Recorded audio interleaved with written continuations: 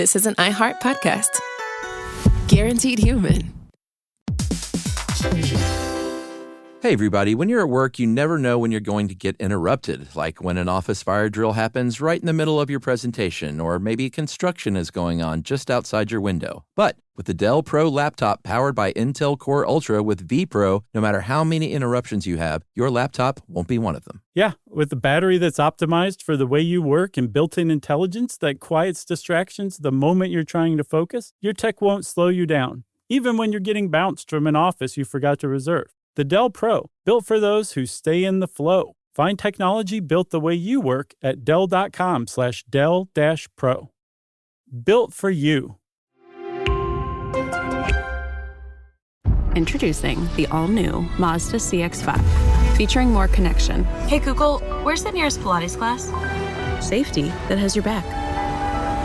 More discovery on the scenic routes. More passion in the details. And more control in changing weather. The all-new Mazda CX-5. More to move every side of you. See it in 5 films at MazdaUSA.com/5sides. Google is a trademark of Google LLC. Sequences shortened and simulated. Welcome to Stuff You Should Know, a production of iHeartRadio.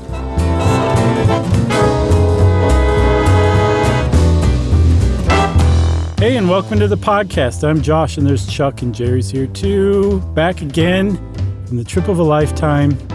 And it's the Three Amigos, the Three Musketeers, the Tres Caballeros. Stuff you should know. That's right. Talking about E-N-T. Oi, oi, oi.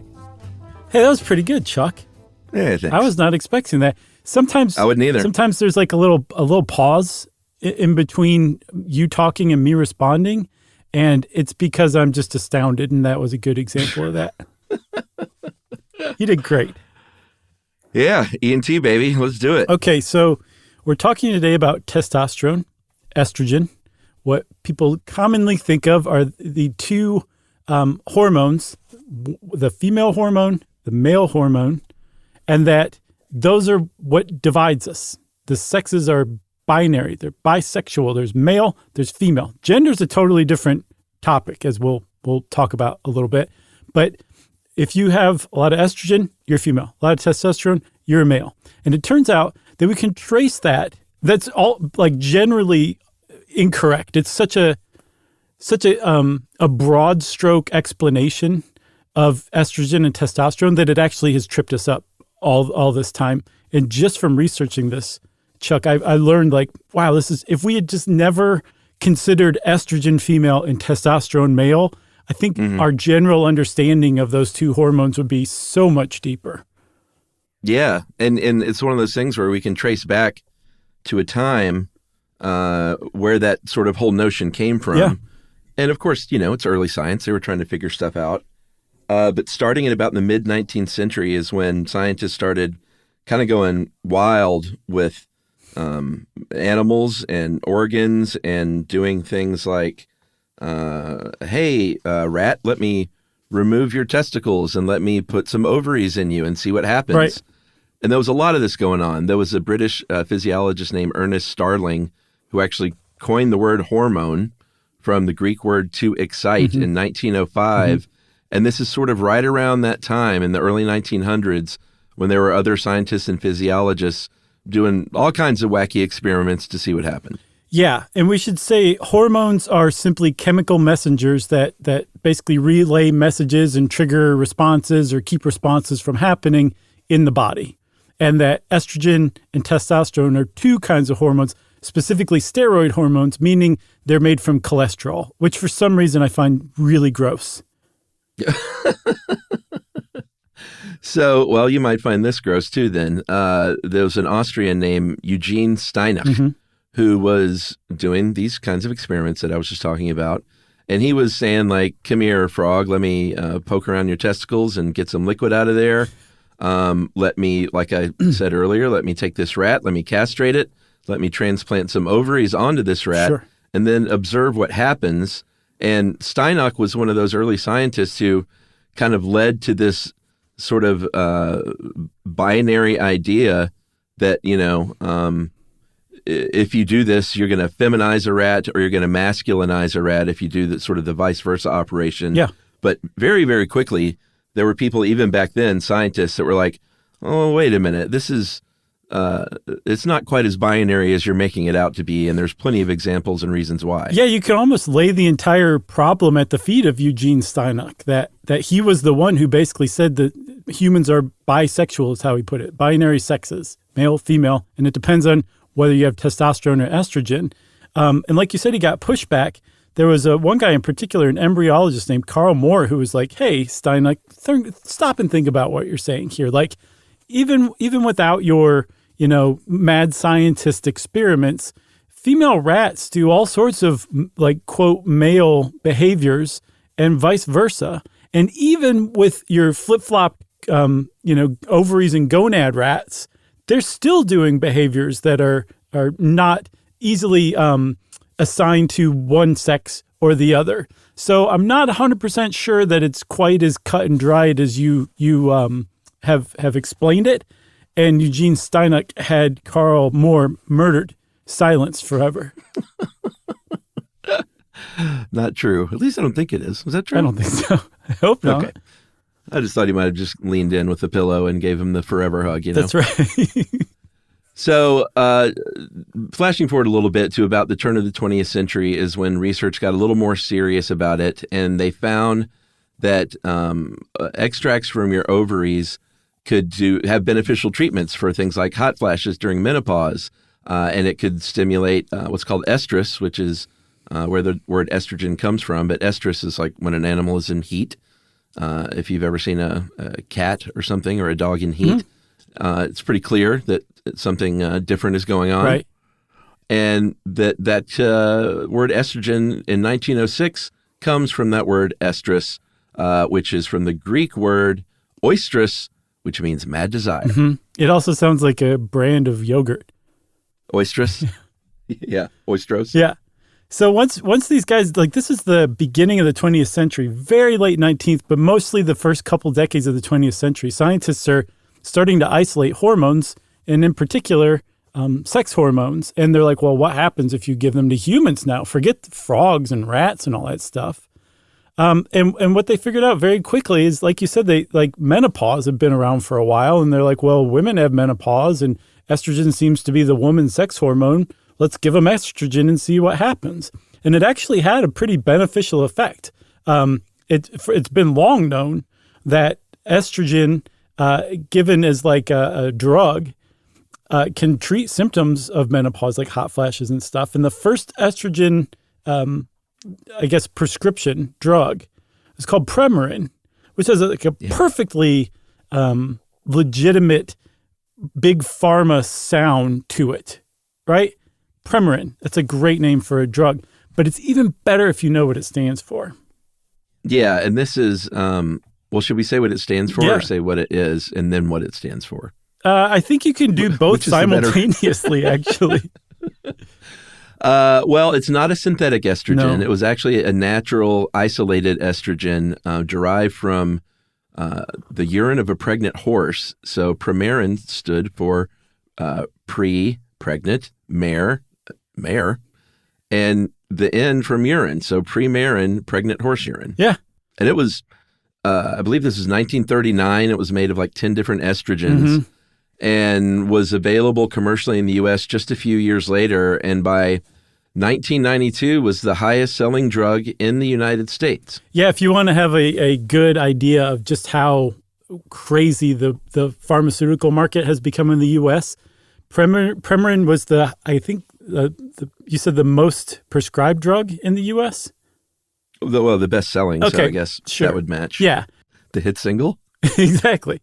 So this hit single, Premarin, in 1997 had revenues of $1 billion. Pretty, not shabby. It'd be about $2 billion today. Humira, the second best-selling drug in 2022, had revenues of $21 billion. And isn't that nuts? Like, that's just night and day compared to how far we've come is one way to put it. But the upshot is Premarin was a lifesaver. Men were like, hey, I'd like you to be sexually available. Why don't you take this horse urine estrogen? And women were like, it solves my hot flash problems. Sold. So it really was very popular for a while. And it wasn't until I think 2002 that it just dropped off precipitously, right? Yeah, and we should mention too that this was, it was obviously for things like hot flashes, but they were also marketing it as a way to maintain femininity as you age. None other than William Masters of Masters and Johnson's fame. Sex crank. Said that women should use the drug to avoid falling into the third sex or the neutral gender, which is very off base, to say the least. Sure. But yeah, in 2002, things changed because there was the Women's Health Initiative released a study about attitudes that really like changed everything when it comes to how women or people in general think of hormone therapy, when they said that it can cause breast cancer, heart disease, blood clots, and stroke if you take what was called by this time Prempro, which is Premarin and Provera, as a sort of a cocktail. Mm-hmm. And they meant it so much they said, we're even stopping this study. But it turns out there was just a lot of bad reporting about that, right? Yeah, there's a New York Times Magazine article about menopause by a writer named Susan Dominus, who basically reported that the media just jumped all over it. There's a 26% increased risk in developing breast cancer if you take Prempro or generally have hormone replacement therapy. And that's whopping. That's a big number, a big percentage. But in absolute numbers, it's actually not that big.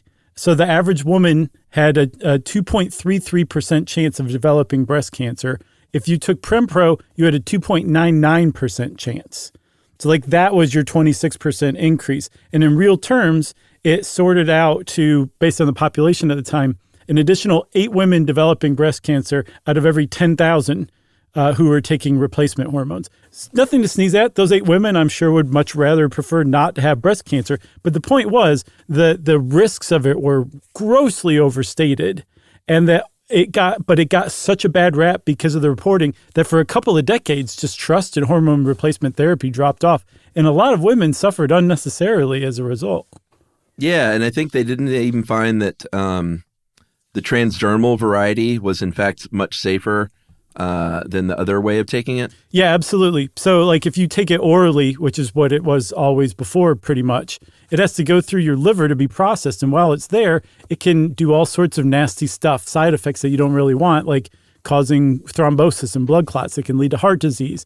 Whereas if you do it transdermally, it just enters the bloodstream and it does its thing with minimal side effects. So we've reached the point today where your average gynecologist is probably going to say, the benefits, if you're healthy, outweigh the risk of taking it, especially if you are under age 60 and especially if you're under age 70 and you start. Right. Apparently there's if you have a gap between menopause and then starting hormone replacement therapy of a decade or two, then it can become pretty risky. And by the way, I don't have my lab coat on right now. I would advise you not to take gynecological health advice from me. Instead, ask your doctor, but this is what I've seen from research. Yeah. And you say that virtually every time you meet someone in person. I've heard you say those same words. I'm big on that for sure. Say, hi, I'm Josh. Nice to meet you. I do the stuff you should know. Please don't take gynecological advice from me. Yeah. No matter what comes out of my mouth at this dinner party. It's just a smart thing to say. It is. So this is all going on the estrogen side. On the testosterone side, and we're going to, kind of bop back and forth between the two of these. Sure. That was isolated, I believe, in 1935. In fact, that's when the name testosterone got its name, which is sort of the big daddy male hormone. And we'll talk about all the versions of these in a second. But on its own, testosterone, it wasn't doing very much. But when they added estrone, which is a quote unquote female hormone, it became very powerful. And in 1939, there were a couple of guys, a dude named, I guess one guy, Leopold Ruzicka. No, there were two guys. Yeah. And Adolf Butenandt of Germany. They won the Nobel Prize for Chemistry by working on largely testosterone, but, sex hormones as a whole. And none other than Mr. Adolf Hitler was one of the early adopters when it came to testosterone treatment. Yeah. He had low T. I meant to send you this, and I'm sorry I didn't, but I turned up something that there was in British World War II military files, there were like a bunch of ideas of how to like basically neutralize Hitler. And one of them was to start slipping estrogen into his food. And that over time, it would basically turn him from a maniac, murderous killer psycho to maybe a little calmer, maybe a little more feminized. And the whole idea was that if you put poison in his food, he had tasters, and the tasters would die from the poison, and he would know that he was being poisoned. That would not happen with estrogen. It would take place over such a long time. They wouldn't be able to taste it. That apparently it was never even attempted or certainly not carried out, but that was someone's idea to take care of Hitler. It would have been hilarious, dude, to see that transition. Like, had they done that, and then just to be able to look back all these years later and watch the progression. There's a Benny Hill sketch in there somewhere. For sure. I think so. So initially, medically speaking, the first use of testosterone was to try and cure homosexuality in males, which was needless to say, it spectacularly backfired because all it did was, it didn't alter any orientation. It just created, I guess, super tops and power bottoms and ramped up the sex drive. Oh, good. And then, of course, trans people, this was, very early in the days of hormone therapy for trans people. It was actually going on. And in fact, we did a whole episode in April 2019 called Michael Dillon, Trans Pioneer, about the Englishman who was, I think probably the first person, at least from the female to male transition, to use that hormone in 1940. Yeah, definitely was from what we could tell.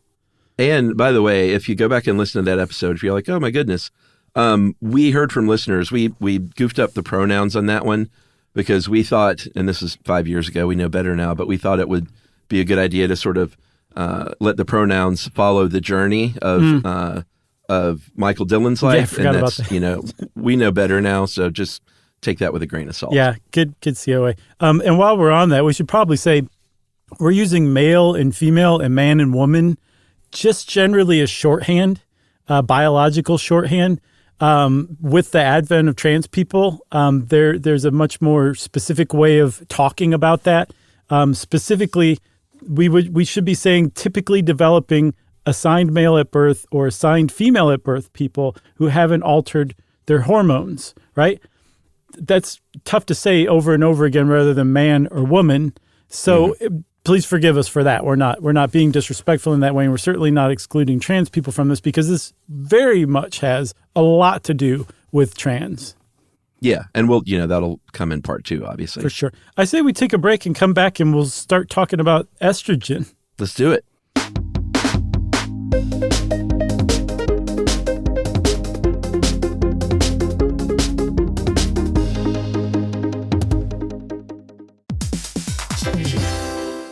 Hey everybody, when you're at work, you never know when you're going to get interrupted, like when an office fire drill happens right in the middle of your presentation, or maybe construction is going on just outside your window. But with the Dell Pro laptop powered by Intel Core Ultra with vPro, no matter how many interruptions you have, your laptop won't be one of them. Yeah, with the battery that's optimized for the way you work and built-in intelligence that quiets distractions the moment you're trying to focus, your tech won't slow you down, even when you're getting bounced from an office you forgot to reserve. The Dell Pro, built for those who stay in the flow. Find technology built the way you work at Dell.com/Dell-Pro.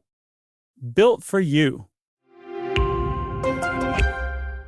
Spectrum Business keeps businesses of all sizes connected seamlessly with fast, reliable internet, advanced Wi-Fi, phone, TV, and mobile services. That's right. And Spectrum Business offers 100% U.S.-based customer support 24/7 to help you stay up and running. And they offer tailored connectivity solutions with packages built for your business budget. Yeah, so it's no wonder millions of business owners rely on Spectrum Business to keep them connected. Visit spectrum.com/business to learn more. Restrictions apply. Services not available in all areas. If you own a home, you already know stuff breaks. It's not if, it's when. And somehow it's always like the AC in July or the fridge right after you go to the grocery store. That's why you always hear people say they don't make appliances like they used to, because it's kind of true. That's right. Good thing there's American Home Shield. With an AHS home warranty, they can help fix major home systems and appliance breakdowns like your AC, plumbing, or fridge. And if they can't repair your covered item, they'll replace it, no matter how old it is. And that's huge because fixing an AC can cost a lot. Like, hey kids, our vacation is canceled a lot. Plus, as a benefit to select plans, you can get real-time video help from live repair experts to troubleshoot home hassles at no extra cost. Listen, everybody, home ownership is already stressful enough. No need to upset your wallet. So check out American Home Shield now and get 20% off any plan at ahs.com/SYSK and see promo details. See ahs.com/contracts for coverage details, including service fees, limitations, and exclusions. American Home Shield. Don't worry, be warranty.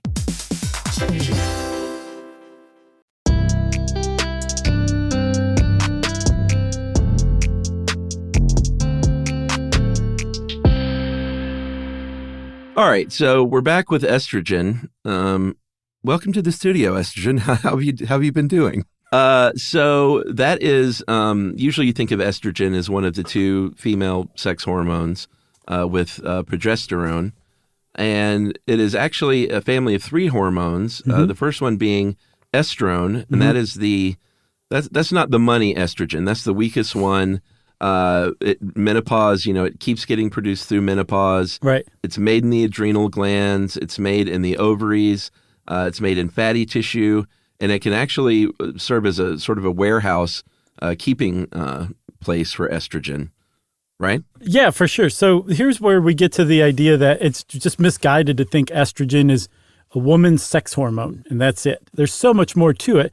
The whole reason you would continue producing estrogen as a woman in some form or fashion after menopause, I mean, if you're not having sex, if you can't reproduce any longer, why would you produce estrogen? You would produce a weaker version because it's still doing other things. Like, it's really important for bone growth and muscle development and to keep yourself active. There's a lot of stuff that estrogen does just beyond forming the reproductive system or for sexing females. Yeah. And we also did mention, and this is probably, if someone wants more quote unquote proof, estrogen is found in plants like rice. Yeah. I mean, we could just end the podcast right here. Testosterone is not found in plants, only in the animal world, but we'll get to that. All right. The next one we come to, that was E1, by the way. E2 is estradiol, which is this is the money estrogen. This is the potent one. This is made in the ovaries of women and made in the testes of men. What? Because once again, men and women both have each in different levels. And this is the one that really kicks in during puberty and then takes a break during menopause. Not a break, but more like a retirement. Yeah. It goes to Florida. Yeah, exactly. Maybe, yeah, Florida. Sure. For once, I'm just going to stick with my original one. Good. Estriol is another one. This one is mostly produced during pregnancy to help the uterus grow. And it also helps with breastfeeding. It leads to most of the body changes during pregnancy. You can thank estriol for that. And there are other types of estrogen, but typically it's those three. Those are the big ones. And it's obviously, everyone knows, estrogen is the reason that you have breasts and that your hips fill out, and that it has a lot to do with a woman's monthly cycle, right? And that's absolutely true. That has a lot to do with everything. That's what estrogen does. But it is, again, it's important for metabolizing muscles, for preventing your muscles from injury. It also contributes to endurance, which, if you read about ultra marathons, women tend to dominate those. I was reading about short runs, men can outrun women very easily. Marathons, typically men win. But then as you get further and further and further, and actually there's a moment, I think it's like 150 miles or some mind-boggling amount of distance, women start to slowly overtake men.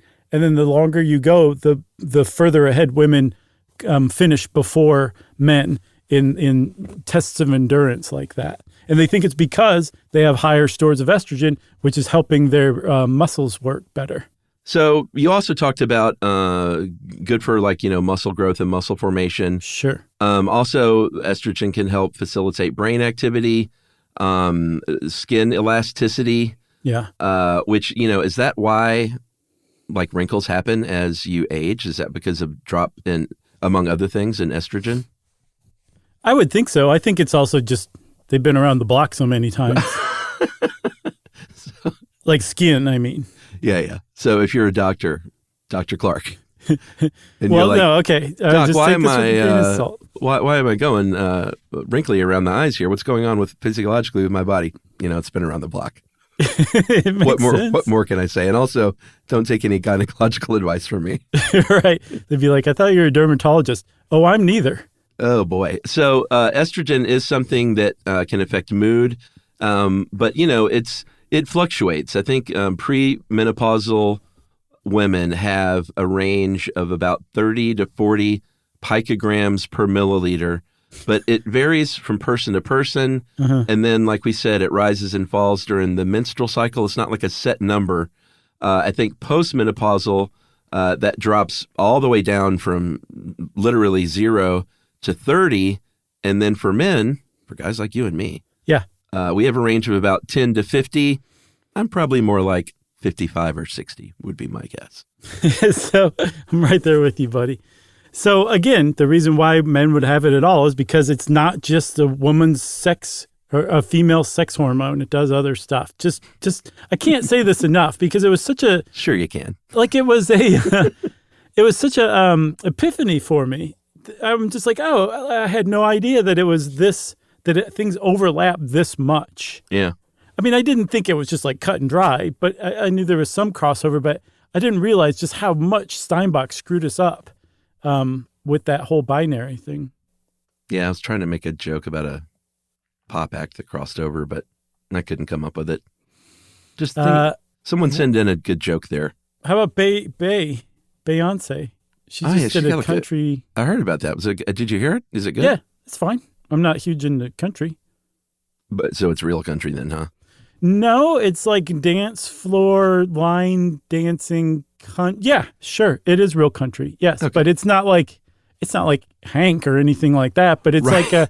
It's more like Garth. It's like a Garth Brooks song. Oh, geez, I need to hear it. I thought it was more just like, "Hi, I'm Beyonce, and I put on a cowboy hat." So now, no, she's from Texas. She knows what she's talking about. Yeah, that's true. Can we talk about the Big T? Please don't quote me on that. I'm not in the Bay Hive. Okay. Either. I went to that concert. It was great. Yeah, I'll bet. Can we talk about the Big T? Oh, we're here, huh? Yeah. I mean, we're going to go back and forth, but T is ready to speak, I think.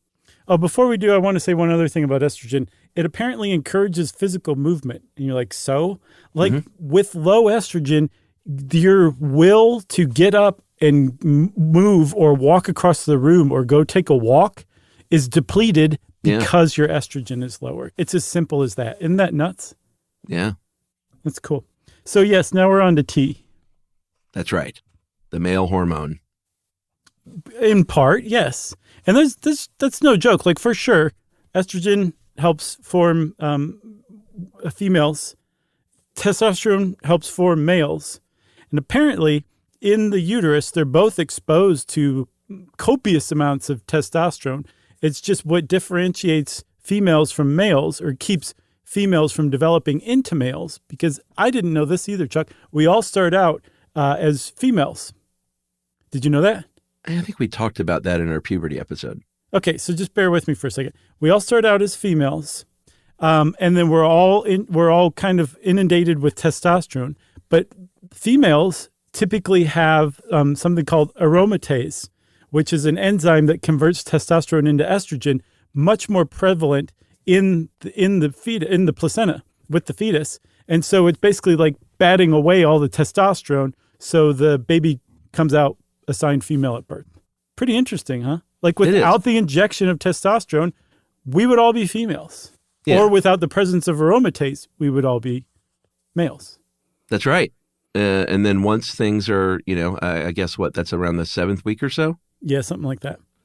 That's when the testicles start to produce testosterone. That's when the factory opens up. And I don't think we mentioned, but testosterone is a member of a family of androgen hormones. Should we even try and say these or just say the shorthand? I want to say them. Knock yourself out. Androstenedione. Okay. Man, I practiced. Androstenedione. Yeah, I think that's right. Dehydroepiandrosterone, also known as DHEA. Sure. Dehydroepiandrosterone sulfate, DHEAS, and then dihydrotestosterone, DHT. Yeah, nice work. Thanks. You get to move on in our medical competition. You could be a doctor. But I'm not, so don't That's right. listen to me for Remember, gynecological advice. Never. Or any medical advice. Sure. So like I said, the testosterone factory is open at about 7 weeks. And the reason we went back and kind of named the others is because some of that testosterone at that age is converted into the DHEA, right? Yeah. I'm not going to say it. And that is the sort of the money hormone for making the penis form and grow and the prostate. And about 7 months in is when the trigger is kicked off by testosterone for testicular descent, even though that can happen after you're born. It makes a hilarious pew sound. Oh, man, where's your slide whistle? I don't have it on me. Maybe Jerry will work it in. Yeah, I think you actually isolated some slide whistle cuts, so. Don't tell everybody. I know. Here's one of the facts of the podcast to me. I had no idea about this, but so male babies are flooded with testosterone. They don't have a bunch of aromatase to convert all of it into estrogen, so they become male and all the stuff that you just mentioned happens. But they do have some aromatase, and some of that testosterone is converted into estradiol, and that estradiol actually is what forms the male brain. So estrogen forms the male brain. It starts out as testosterone, converted into estradiol. It causes the changes in the brain that create the male brain. Whatever, snowflake. I just think that's awesome. Like, it also just goes to show you, like, just how. So, I mean, just imagine what an intricate chemical dance this is, and how you just adjust this a little bit and adjust that a little bit, and all sorts of different outcomes can happen. It's just fascinating. Oh, for sure. I mean, when you're a little kid, there's not a lot of difference between your testosterone levels if you're a little girl, a little boy. I think usually under 10 nanograms per deciliter. It's at puberty where things just go hog wild. Right. And little boys' testosterone just shoots through the roof. It rises in girls as well, but nothing like it does in boys. Once you become a big man, a full-grown man like us, you're going to have T levels between 300 and 1,000 if you have quote unquote normal T. Right. Women have much lower levels between 15 and 70. And this is, in little boys, it's what's going to trigger your voice to change, your bone and muscle mass to grow. All of a sudden you're going to have body hair and facial hair and stuff like that. And also, and I think we've talked about this at some point, but it is related to male pattern baldness, but I don't think they're still at the level where they can say, like, hey, if you have high T, then you're more likely to be bald. Yes, and that's really, really important to point out, dude, is that we are not at a place in microbiology or human chemistry where we're like, this is what this hormone does and this is what that hormone does. And one of the reasons why is because the same hormone can have wildly different effects depending on at what stage in a reaction it comes in, or in what tissues or what regions of the brain or the body it's interacting with other things. So when you add all these different, not just other kinds of hormones, but also like neurotransmitters and neuromodulators and all this stuff, it just becomes exponentially more complicated and complex. So we're still kind of at the place where it's like, yeah, testosterone's for boys and estrogen's for girls. And we're making tons of headway, but generally speaking, we're still at a very basic level in understanding what hormones are capable of. And then also on the flip side, looking at behavior and saying like, oh, well, clearly aggression is related to high levels of testosterone. Yeah. And we'll get to that coming up in a sec for sure. When? There have been lots of studies. Well, we need to talk about testosterone dropping over the years because men don't experience a drop-off in testosterone like women do with menopause and estrogen, but it does decline in both men and women, testosterone, by about 1% a year, starting in your 30s, sort of early to mid-30s generally, although that can vary as well. And it can vary just from time to time, too. A man's level of testosterone can go up or down fairly dramatically for different reasons over short periods of time. Yeah, and just like with estrogen, testosterone is also responsible for bone growth and development and remodeling.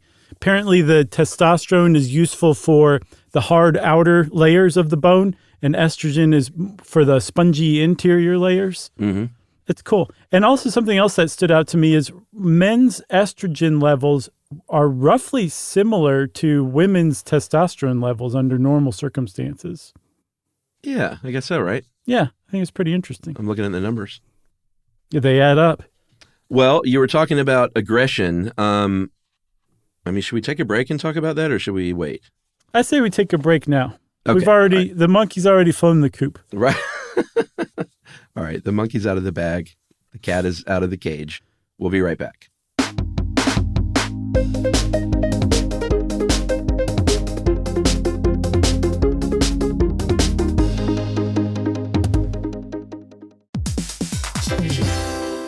Hey everybody, when you're at work, you never know when you're going to get interrupted, like when an office fire drill happens right in the middle of your presentation, or maybe construction is going on just outside your window. But with the Dell Pro laptop powered by Intel Core Ultra with vPro, no matter how many interruptions you have, your laptop won't be one of them. Yeah, with a battery that's optimized for the way you work and built-in intelligence that quiets distractions the moment you're trying to focus, your tech won't slow you down, even when you're getting bounced from an office you forgot to reserve. The Dell Pro, built for those who stay in the flow. Find technology built the way you work at Dell.com/Dell-Pro. Built for you. Spectrum Business keeps businesses of all sizes connected seamlessly with fast, reliable internet, advanced Wi-Fi, phone, TV, and mobile services. That's right. And Spectrum Business offers 100% U.S.-based customer support 24/7 to help you stay up and running. And they offer tailored connectivity solutions with packages built for your business budget. Yeah, so it's no wonder millions of business owners rely on Spectrum Business to keep them connected. Visit spectrum.com/business to learn more. Restrictions apply. Services not available in all areas.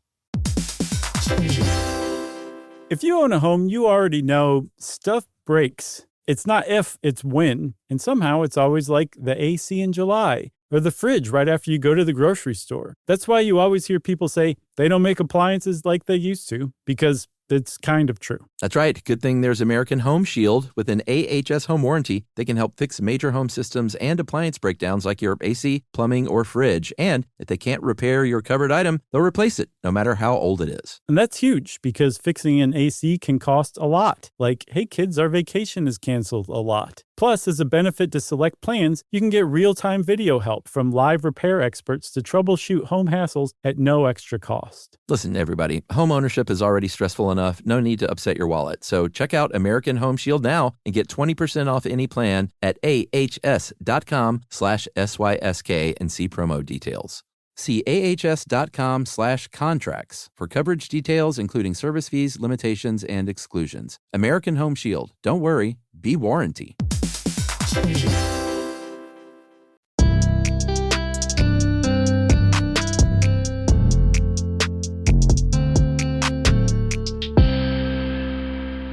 Okay, Chuck, so we're back. We found the cat, put him in the cradle with the silver spoon, so everything's back to normal. Saddest song. Oh, it is. It is pretty sad, especially if you like your dad.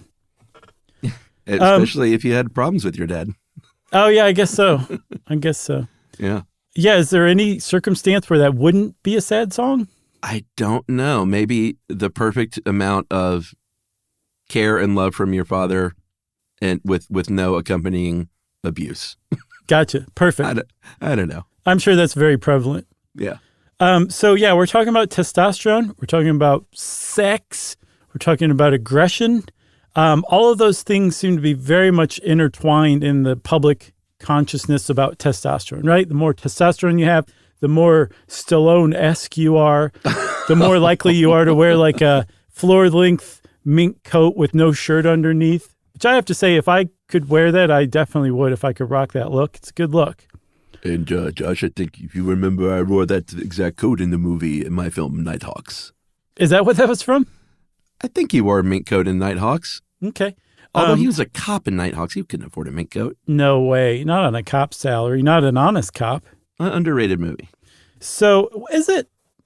Yeah. I don't know if it holds up great, but I thought it had a pretty good ending. We won't spoil. No. It's definitely spoilable for sure, but. And that was my Stallone, by the way. People are just like, what are you even talking about? Right. Why did Chuck slur there for a little while? I thought it came through loud and clear. Okay, good. But the idea is that like the whole reason the Rambo films were made, particularly 2 and 3, is because Sylvester Stallone experienced a massive spike in testosterone and had to get it out in some productive way, right? Oh, I thought it was because Rambo was no expendable. I haven't seen those movies. Huh? No. It was a joke from Rambo 2. Oh, well, he was also in The Expendables. Yeah, I know. I wonder if that had anything to do with that line. Probably not. Could be. At any rate, I'm sure there's some people who are like, shut up and talk about aggression and testosterone. You're making me aggressive. Well, what if you neuter a male dog? That's a good sort of first example. That's a great entree, Chuck. Most people would say that if you remove the testicles of a male dog, it's going to become much more submissive, much chiller, probably a lot more fun at parties. Will come pick you up if your car breaks down, that kind of thing. Mm-hmm. And there is some data that shows that that's the case, that some dogs are calmer once they're neutered. But the other studies have shown like the exact opposite is true, that dogs can become actually more aggressive when they're neutered, which is a head scratcher of a puzzler, if you ask me. Yeah, I mean, I just went through this with Gibson, and he's not more aggressive because aggressive is a weird word because aggressive isn't the same thing as like, Heaper? No, just like a excitable puppy. Like that's not aggression necessarily. Yeah. But it definitely did not chill him out at all. Yeah. Yeah, I don't know that it's supposed to, but yeah, I think some people think it does. But the idea that it would make a dog more aggressive, so it had like no impact on him as far as like his energy level went, is what you're saying. Yeah. So imagine if he was generally like that before, and then you neutered him, and then he started like biting people. Yeah, that's what happens with some dogs, and they're like, well, that doesn't make any sense whatsoever. One of the explanations is that we think testosterone is tied up with confidence more than aggression, mm-hmm. and that a dog that has this chemical confidence removed through neutering can actually become more nervous, and nervous dogs frequently will bite or bark more than they did when they had confidence via testosterone. Yeah, and that ties in perfectly to the fact that, and this to me is one of the facts of the show, but they have done studies and male athletes, like, superior male athletes, mm-hmm. Actors, believe it or not, blue-collar workers, and confidence artists, con men, they all have above average levels of testosterone. Yeah, so there you have it. So too, right, case closed. So too, though, and this is the state of study right now with studying this stuff where we're relating human behavior to hormones like testosterone or estrogen. Like there's results like that out there, but that we arrive at the question, well, wait a minute, do people who have higher levels of testosterone naturally gravitate to those professions? Right. Or does being in a profession like right. acting or being a con man raise your testosterone levels? Right. They're like, well, hold on. Okay, I got this. We're going to go study prisoners, specifically violent criminal offenders, mm-hmm. and see what their testosterone levels are like. Sure enough, they found that their testosterone levels were above average. But that still raises the question, do higher levels of testosterone make you more prone to antisocial violent behavior, or does being in prison raise your levels of testosterone? We still don't know at this point. Yeah, it's pretty interesting because I think a lot of people, like the general just old way of thinking was like, of course it does. Right. And what they're finding, they think, is that it's more that testosterone is released when you need it. Yeah, it meets the occasion. Right. It's not the thing that's driving the behavior. It's like, oh, this guy says it's go time. We better release some testosterone to keep it going. Yeah. This next thing is super interesting to me. Moment to moment throughout your day, your testosterone is going to rise and fall some. And they have found that if you lose like a running race or or a basketball game or a arm wrestling match or even a chess match, you will lose testosterone. So it's not even necessarily, can be something as cerebral as a chess match, but losing reduces your testosterone. Winning increases and boosts your testosterone. And they even found, this is crazy to me, that they sampled male voters for like an election, and just your candidate losing causes a drop in testosterone. Yeah, isn't that nuts? That was among McCain voters because it was the 2008 election. Yeah. It's crazy. It's like, it's unbelievable, like winning and losing, even if you're not participating other than voting. Yeah, so they also found that they think that social expectations can kind of modulate behavior, right? And this kind of ties into that idea that testosterone kind of helps foster a response rather than triggering a response, right? Right. So essentially what they found is that with testosterone levels, we can correlate it as far as if you're faced with a fight or flight situation and you choose to fight, you probably are experiencing an uptick in testosterone levels. Again, that you didn't have testosterone and now you're choosing to fight. They think the exact opposite is true, that you've chosen to fight and your testosterone levels go up. On the other hand, they found that if you choose to flee or, say, not be aggressive, your cortisol levels, your stress hormone levels increase. So our response seems to be based on what we think society will either reward or punish.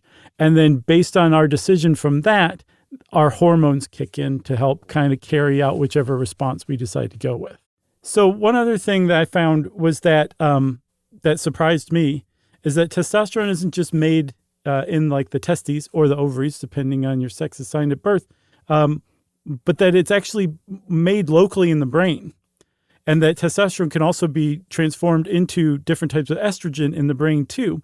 And they think that locally produced is what it's called, testosterone in like our neural pathways, has much more of an effect on behavior, mood, that kind of stuff, than the stuff that's made in the testes or the ovaries. And that actually accounts for some of the baffling results we've gotten where, if you take a blood sample of somebody and find that they were just being aggressive, but their blood doesn't show any kind of spike in testosterone, well, that would account for that because it's not the stuff that's floating around in their blood that's making them do that. It's the locally produced testosterone in their brain that's, connecting with their amygdala or something like that. It's making, that's helping them, their aggressiveness, I guess, along. And now I know everyone wants to get to the part about sex and what testosterone does there. And testosterone does, sort of directly ramp up the sex drive in men and women. And they have done trials where they have shown that it increases the libido, but just because your T falls doesn't necessarily mean it's going to decrease your libido. It can, but it doesn't mean it has to. Right. Again, that's just, so there's this baffling results we get sometimes from just studies of what we presume has to do with testosterone or estrogen, and it just doesn't quite jibe. All right. So I guess now we can sort of finish up with some talk of intersex people and where we stand now with hormone therapy, right? Yeah, because one group, there's a lot of different people besides postmenopausal or perimenopausal women who take a hormone replacement therapy. Intersex people who are born with ambiguous genitalia, because like we mentioned, that whole amazingly intricate dance of chemicals and hormones during development fetal development can just take one step to the left or one step to the right, and all of a sudden there's just a different outcome. That happens to some people, and some people take hormone replacement therapy to either become more like the gender they presume that they would have been assigned at birth, or the gender that they feel like they were assigned at birth, but their genitalia doesn't quite match. There's a lot of different outcomes that are basically considered conditions that you can kind of help alleviate with hormone replacement. Yeah, for sure. Another one, and I'm pretty sure we talked about this in our female puberty episode, was starting in the 1940s, and maybe even before that, estrogen therapy and hormone treatment could help. Basically, what they would say, like, you don't want your daughter to grow too tall.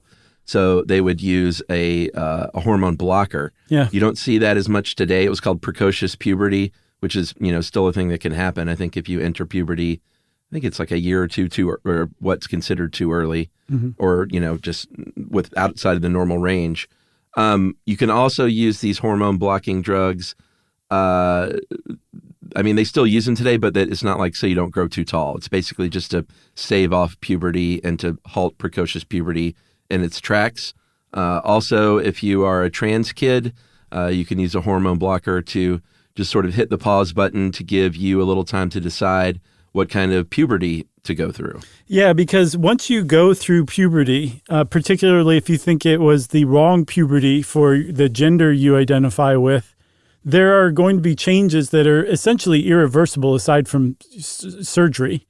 Like if you go through female puberty, but you're a trans male, you're still going to have breasts that have to be removed. Or if you're a trans woman and you went through male puberty, your vocal cords are going to think you're going to have a deeper voice and maybe an Adam's apple. Surgery will have to remove that. That's how powerful the hormones that get released and the amounts that they get released in during puberty. So if you're not quite sure which gender you belong to yet, using hormone blockers can actually help kind of, like you said, buy you some time until you figure out which way you want to go.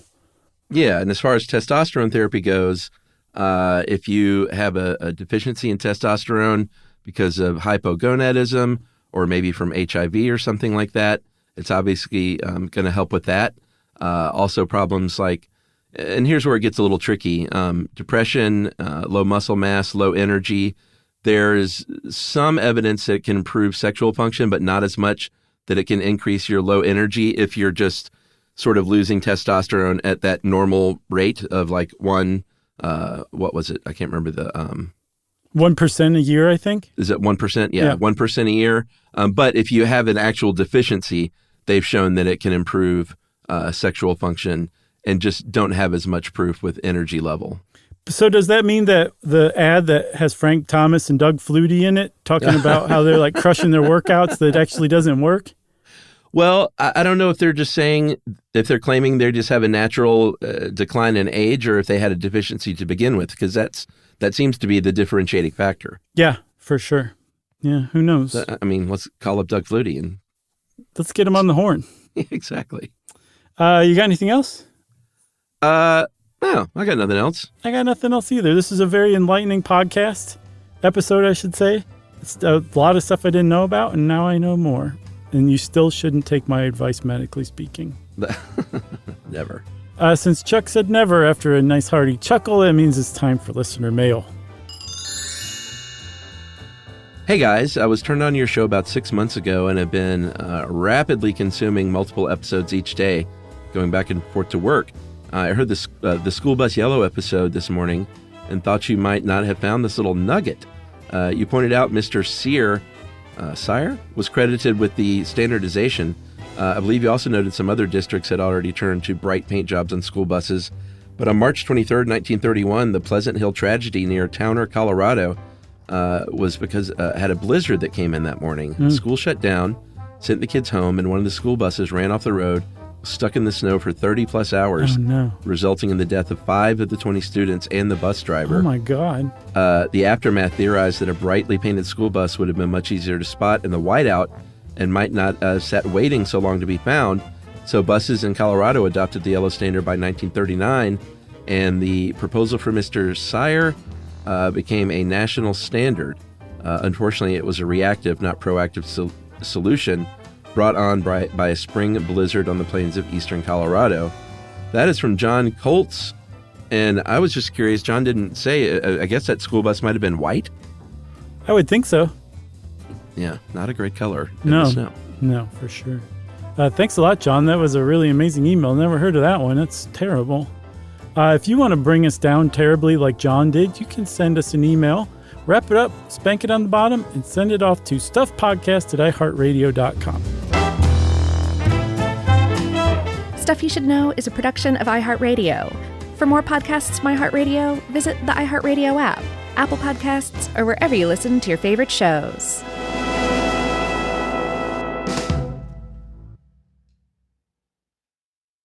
When it comes to small business, people want to talk to people, not bots, not voicemail. Your customers or clients want a real human connection, and that's exactly what they get with Ruby. Ruby is the virtual receptionist company that takes care of your callers when you're unavailable, in the middle of something, or just don't want to pick up. They can answer, screen, and transfer calls, as well as take messages, collect payments, book appointments, and more. All while saving you time and making the people you serve feel special. It's available 24/7, 365 days a year, and is 100% based in the U.S. See how it works at ruby.com, or better yet, give them a call at 844-900-RUBY. Geico presents a 30-second podcast between your podcast.